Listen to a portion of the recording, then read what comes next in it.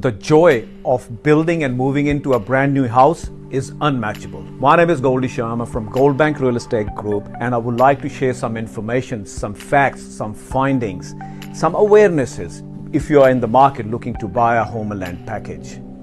So watch this video till the end, and I hope you find it useful. Let me start from March 2020 when we went into our first lockdown. That lockdown got real estate market like a deer in headlights. It caused a lot of panic, a lot of unrest to what was a recovering market from the downturn after we peaked in October 2017. Despite of the pandemic though, there are a couple of asset classes in real estate sector that kept on progressing. Home and land package market was definitely one of them. I'll further elucidate why this asset class has been performing better than the other asset classes even during this unrest time, and also we will discuss the points that you should be aware, some of the points that you should be aware of before you put pen to the paper. But let's start with why home and land packages are still selling well in this unrest period. One of the main reasons for that is the pre-COVID demand, the shortage of the homes that was already there. Because of the immigration, over 120,000 people are calling Victoria home annually. Those numbers have definitely stopped, but it will rise sometime soon in future. We were, pre-COVID days, we were right on the track to become the largest city in Australia by 2026. Another factor that contributed towards the sales of the homeland packages was the first home loan deposit scheme introduced by the federal government.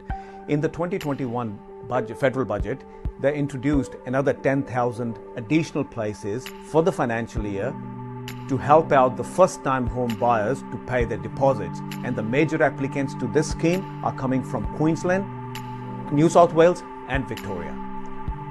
Another factor that contributed towards the strong performance of the home and land sector is definitely the popular home builders grant. Back in June 20, Australian government introduced home builders for the eligible owner-occupiers, including the first-time home buyers, a grant of $25,000 to build a new house, substantially renovate an existing home, or for the off-the-plan purchases.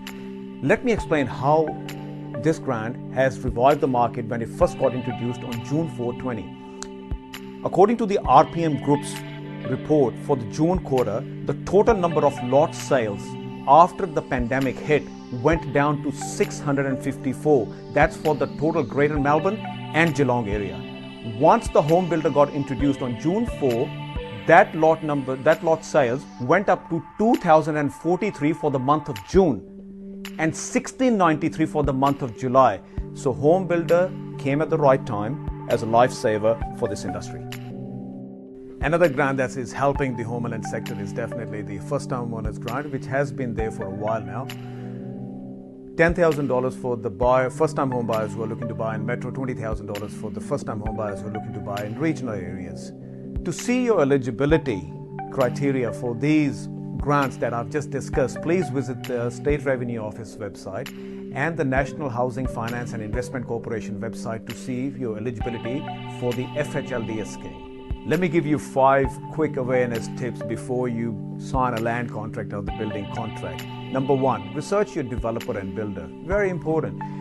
Any developer that you buy from, it's a good practice to drive past their previous communities and pay close attention to the streetscape, landscape, the front yards of the local residents, and see what sort of feel you have in that estate.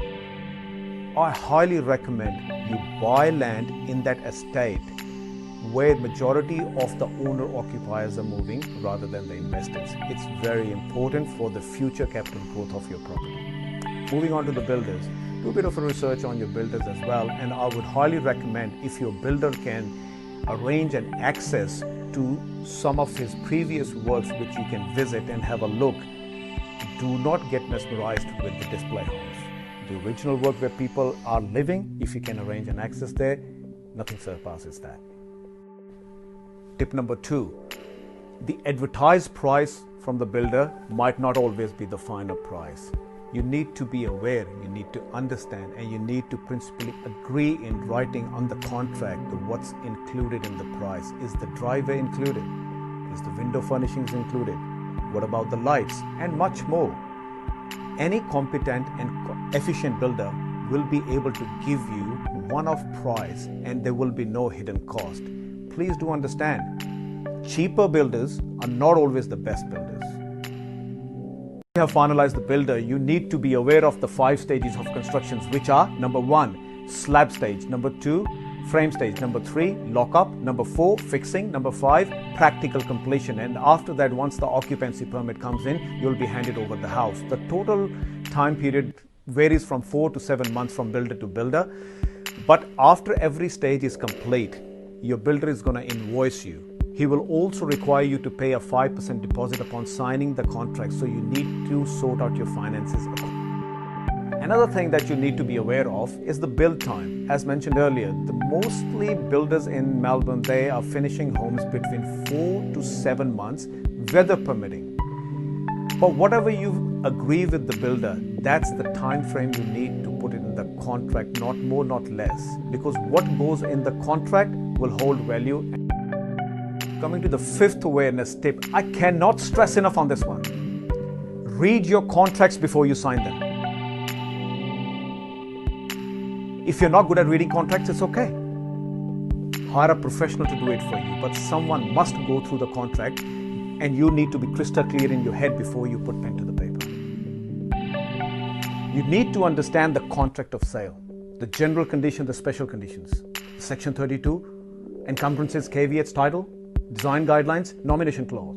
If there is any, due to any unforeseen circumstances, if you're not able to proceed with the construction at your home site, is your developer allowing you to further nominate or sell the property? How much time frame have you got once the block titles to complete the construction? Does it fit your criteria? With the building contract, whatever you agreed in one-on-one meeting with the builder, has it been included in the contract in black and white? Get a professional to have a look at it.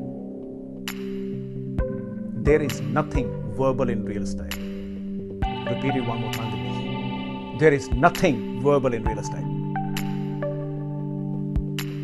So do the right thing, hire a professional, get your contracts looked at before you sign, because these are the binding contracts, ladies and gentlemen. There is so much we can fit into a short video. I hope you got some golden nuggets today. If you need any further information before making a decision in any growth areas or anywhere in Melbourne, please give us a call and we'll be able to help you out. Thanks for watching the video, and I'll see you next time.